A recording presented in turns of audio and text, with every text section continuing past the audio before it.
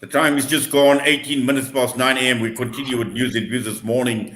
And we are now talking about Palestine. We're talking about Palestinian children. We're talking about hope under the rubble of Palestine. And we joined this morning by a project coordinator and also freelance journalist who recently visited Palestine, Atta Makatla Sabeta. Atta, good morning to you and welcome to the show. Good morning, Inayat, and Eid Mubarak to you and the listeners as well. Oh, yes, thank you very much. Yeah, in fact, it was quite an interesting Eid, and Eid was a difference again, especially under COVID-19, second year in the row. So for many people, it's not the Eid that we've been accustomed to over the years. Yes, certainly it has been different. I think with the pandemic, also which is cutting in throughout the world, I think a lot of people have just been brought down and they have to make do with everything that they have at the moment. It's difficult in that.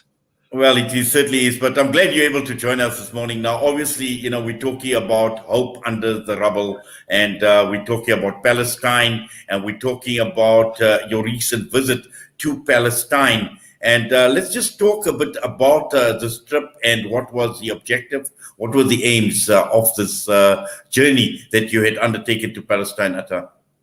Okay, the first time when we went through, it was actually just going to cover through with looking at the new government that was going to come in through from Israel. But then during that period, that's when the whole 14-day war started, when it was stormed in through from the Al-Iraq temple, and all that flared up within the 14 days, where people are saying it's 11 days, but actually it took 14 days. So we had to stay behind and started covering the whole war that was taking place, and it was just demolition after demolition, and at times you spend like 3 days without sleeping, just because of covering and being scared that in case that you're sleeping in a certain place, they might get bombed. So it was a whole heap of activity, 24 hours, right through coverage that was going on. Yes. Now, obviously, it's quite interesting where I've seen, obviously, this title, Hope Under the Rubble for Palestine. And let's talk about this project of hope. What is this about? Right. The project about hope under the rubble of Palestine, it all started when we actually were there and covering the war and saw how the houses were being bombed, the demolition of the houses. I mean, when you see a child, for example, coming out and standing next to a rubble where it was his home, and the child is about 8, 9 years old, pointing that under the rubble, my parents are still there.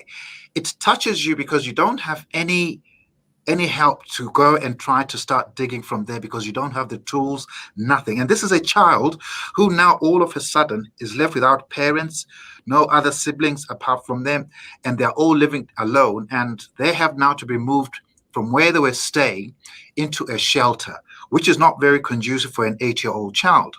So eventually, as we started with the covering and going on, and we started seeing that a lot of the children actually, which was about 75% of all the children that were there, they were being affected by the aftermath of the war, the scars, the bombings. And children now, they were not having any hope for the future. When a child tells you at the age of 16 that I don't have any hope or any future of becoming a teacher or a doctor because the Israeli authorities have just demolished my home and they're bombarded. I don't have a school. I don't have books to read, nothing. So this child has lost hope. And then eventually, as we started researching and speaking to these children, then we saw that I think there's need for us to come back into Palestine again, hopefully, and bring in books for these children, educational books, because literally all the schools were bombed because the Israeli authorities were saying most of the schools were being used to keep up the arms, which was not true because we were going through to these schools and finding out that was not true. So this whole thing, it brought in for us now to set up this hope under the rubble, of which under those rubbles, that's where all their school books were. All their toys were there. So now we're trying to unearth it by trying to see if we can get general South Africans to contribute as well towards the children of Palestine and their families. Yes, now obviously the statistics are quite scary, Atta. When I'm looking at this report, and this report talks about 80% of children saying that they have lost faith, 76% parents and caregivers feel absolutely powerless. 35% adults felt emotionally distant from children. Now, all of this doesn't augur well. And looking at the future of these children, it looks very, very bleak when we see statistics like this and when we see sentiments like these being expressed. Yes, indeed, it is, because when you look at it as well, it's not only them being negative, it's also psychological factors that have hit them very hard. Children, they can't sleep, and because of the triggering of the bombs coming in through and the sirens hitting in through. So originally, the mental state as well has been destroyed, and even as we're trying to see on how we can try to help them in getting medical aid as well through, of which one of our group members, Barker, as well, he was there now. He's still in Egypt. They were recently in Palestine delivering children's clothing, the shoes, medical aid as well, water, blankets, which they were trying to say, we're here as well to try and help you guys and see how we can also meet your other needs. But the children are the ones who are most affected mentally, psychologically, and it's going to really take a lot of time. That's why we've even decided to go through with UNESCO and Save the Children organization in the world to come on board as well, to try and help us in being able to work on this project as well. Yes. Now, obviously, while all of this is going on, and with this project of hope as well, the violations still continue, and this has been for well over 70 years now, where we've seen violations continuing, but also taking different dimensions at different levels. And we've seen it, and obviously at the heart of it is we speak about a home, and you need to be safe in your home, but these homes are being demolished day in, day out. It's about land grab. It's obviously taken a lot of different levels of aggression and brutality as well, Otter. It's actually very devastating because currently it's still happening. And despite the 14-day war conflict having ended, but the demolitions are still going on, trying to get the settlements in by the Israeli authorities. And even the Bedouins, when you look, West Bank is even worse affected because what's happening now is they raid into your homes while you're still sleeping at night. Or at times when you're out at work, when you come back, you find that your home has been demolished without even taking consideration of your goods that you have, your belongings.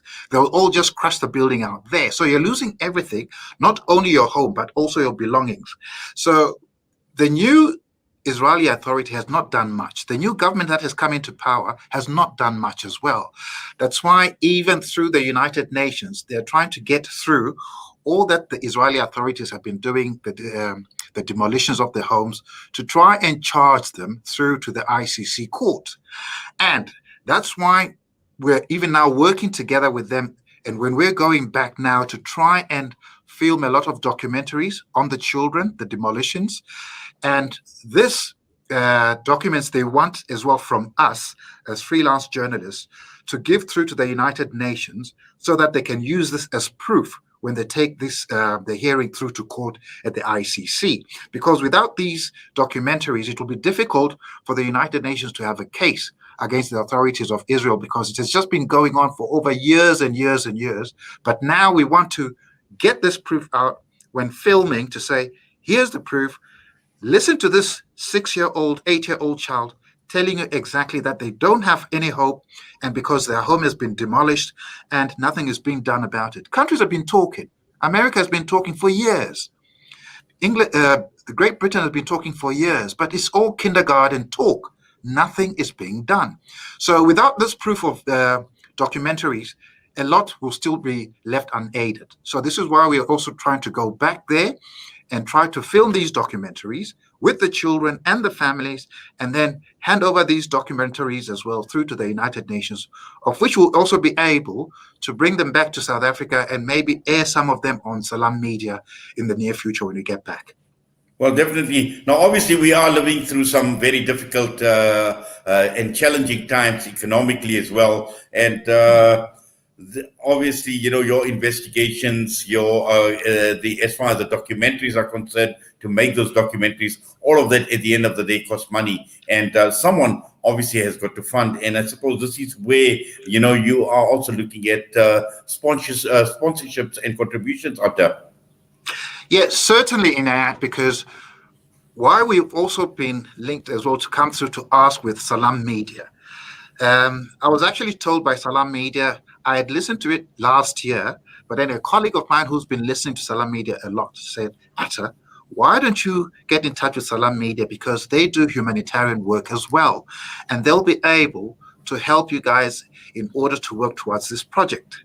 So this is where now we're looking at this project, is to ask the general South Africans all over to try and contribute any financial amount that they can have to help us to carry all these goods back. And when we're talking about goods, is we are also asking for general South Africans to contribute and donate educational books for the children of Palestine. These books, what we're looking at doing is we want to go and build a huge library for the children, because there's no library of schooling for the children in Palestine. Nothing. Not even one that you'll find in West Bank. So this will literally be one of the biggest that we're trying to set up and get as many books as possible. If we can get even about 5,000 books from the whole of South Africans, we'll be very grateful to go and build up this library, because we feel through the books in the library, the children will be able to go in and exchange books and sit in the library and read and study from there, gain their knowledge. If they want to sign out a book, they can sign a book, take it home, and bring it back again. So the continuous of education will be there. Another donation that we're asking from is donation of children's toys. The children there have no toys, nothing to play with, and we're trying to see to bring joy and happiness into their faces. So if people have got old toys, new toys that they would like to donate, they'll be very much willing and will be welcome for that, so that we can also take these, pack them up, and take them through to the children, of which they'll be very happy to have. So all these donations, including financial donations, which will be able to help us, even if it's a 1 rand, a 10 rand, 1,000 rand, just so that we can be able to pack all these books and the toys to take them through. A lot of people have been taking water, blankets, clothing, but books, there's nothing. Even the UNESCO told us there are no books for these children, and people have not been donating books. And this is where we came up with this initiative. We need these books for the children, for their education, just for them to continue, either in English, in Arabic. It'll be very much welcome. Inayat. Yes. Now, what is the plan going forward in terms of, what is the next scheduled visit? And also for people wanting to donate and contribute, who do they contact? What do they need to do? Okay, in order for contributions, they can either contact Malik on the number 063 224 4913. I'll repeat the number. His name is Malik. He's the coordinator. 063 224 4913. And then he'll arrange with you on the drop-offs where you can drop off the educational books, and where also the educational toys can be dropped off, and then we can come later on and normally pick them up after every week. So those will be done through, and then we take them through to the central package, which is in Centurion. We pack them up and then prepare for our departure, which we are hoping at least to depart by the beginning of September. So we're giving ourselves towards the end of July, the whole of August, to collect in through as many books as possible. Our target, Inayat, is at least to get about 5,000 to 8,000 books that we're trying to collect, because that at least would give us a big library for the children to build in through, including the toys as well, the educational toys that we'll be able to do. So we're looking at probably leaving by the beginning of September sometime then. So they can contact Malik on 063 224 4913, and the banking details are from African Bank. The account name is Hope in Palestine. The account number is 200-331-30244. I'll repeat the number. It's the account number 200-331-30244. And the account name is Hope in Palestine, African Bank. Well, Atta, I must thank you very much, and obviously taking time out and coming out to the studio as well. We wish you all the best with this project, and yes, a lot still needs to be done for the children of Palestine, and this initiative in itself will go a long way to provide some relief, some hope for the children of Palestine. No, certainly, Inayat, and we hope that before we leave, we'll come and give a feedback as well to all the listeners and the viewers to tell them how much we've collected, the toys, the books, just to let them know to be on the same page with us, as well the finances. And then even once we are there in Palestine, we should be able to link up with you guys at Salam Media and just give you an update and give you a broadcast briefing as well on what is going on from that side. And also when we get back, as well, come in through as well, give you a feedback on that, as well as show the documentaries as well on Salam Media. Well, Atta, we're looking forward to that feedback and the updates as well. All the best to you, sir. Please take care. Thank you very much, Inayat. Atta Makhatla Sibeta with us this morning. The time is just gone 9:35 a.m. We're going for a break. We come back. We'll be joined out of Beijing this morning. We'll be joined by Zun Ahmed Khan.